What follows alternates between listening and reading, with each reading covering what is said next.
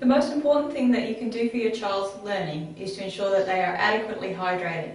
Before they go to school, before they come in from their breaks, always encourage your children to have a glass of water.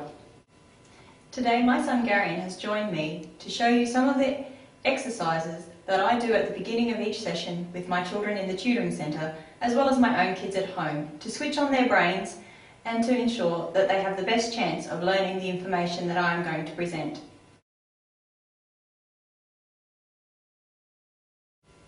There are 2 points just below the knobs of your collarbone, between the first rib and your collarbone, that are depressions in your chest.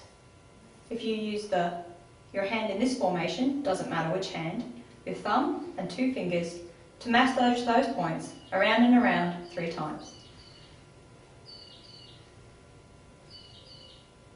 This exercise is switching on the brain points. All of these exercises that we are going to do are taken from Brain Gym and Educational Kinesiology, Kinesiology for Kids. Whilst I use them in my practice and I find great results, I highly recommend that you go and do your own Brain Gym Kinesiology for Kids course so that you can learn more about what we're doing.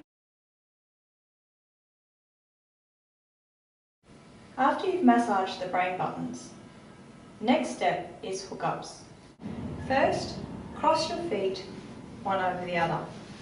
It doesn't matter if you're doing your right foot, like I am, or your left foot, like Garion is.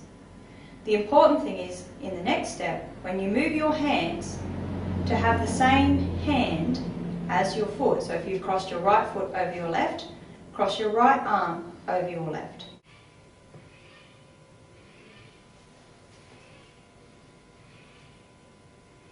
The second step of a hookup is to cross your right arm or your left arm over, clasp your hands and then turn it up and hold it at your chest. Hold this position for at least a minute. The third step is to uncross your hands and your feet, hold your feet at shoulder width apart and put your hands, fingertips together to make a ball. Again, hold for at least a minute.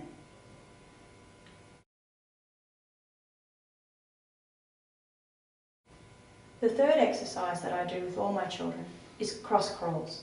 These can be done in a variety of ways. Garion is going to demonstrate one method and I will demonstrate another.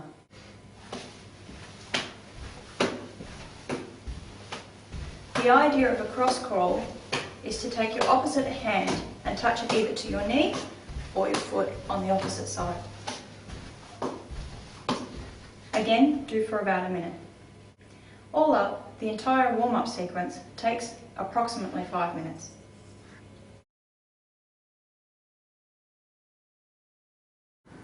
For maximum impact, it is best that you do the exercises with your child, rather than telling your child to do them and then standing there watching.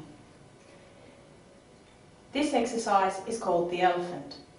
First, you attach one arm to your ear. In my case, I've put my right arm up to my right ear. Now I'm going to trace a large figure of 8 in the air, my eyes following my hand. I will do this for 4 or 5 figure 8s. Then I will swap my arms and do it with my non-dominant side.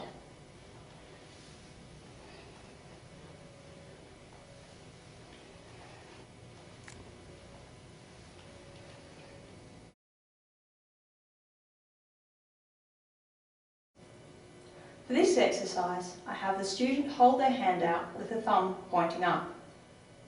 Again, we trace a figure of 8 in the air and follow our thumb with our eyes.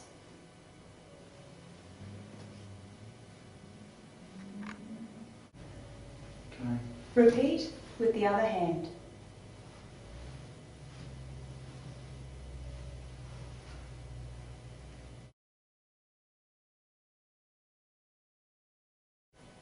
Thinking caps is an exercise that I use to help increase memory retention.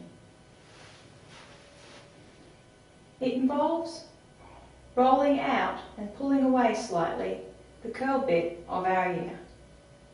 Work your way around your ear. Then start again.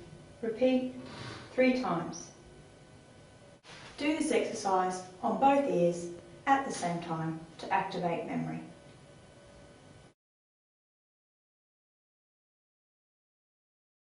This activity involves drawing on a blackboard, whiteboard, piece of paper, sand tray, shaving foam, or what other tactile medium that you can find, with both your dominant hand and the non-dominant hand.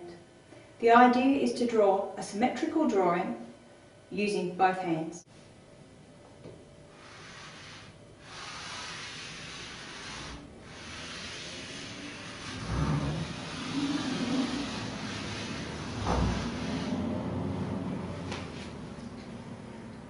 Now I'm going to invite my son Garion to come in and demonstrate his drawing.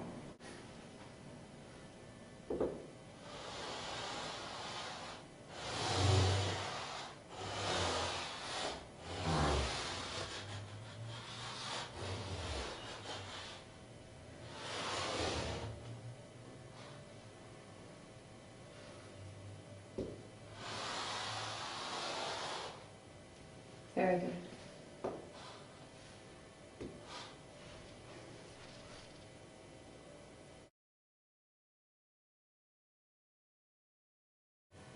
Another valuable brain integration exercise that I incorporate throughout my lessons is encouraging my student to write or draw with their non-dominant hand. In my case, I am right-handed, so I take the pen and put it in my left. Next, I encourage my student to write simple words.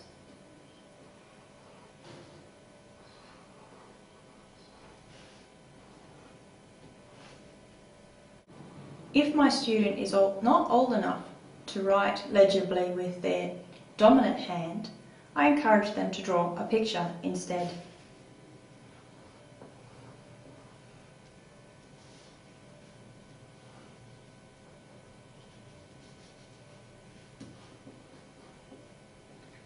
By doing the activity with my students, I take the pressure off them and they see that I'm not perfect either.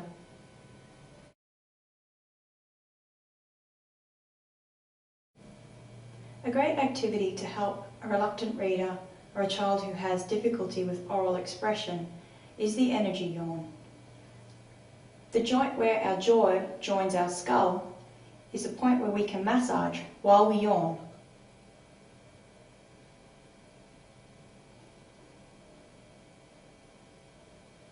This helps with verbal communication and reading.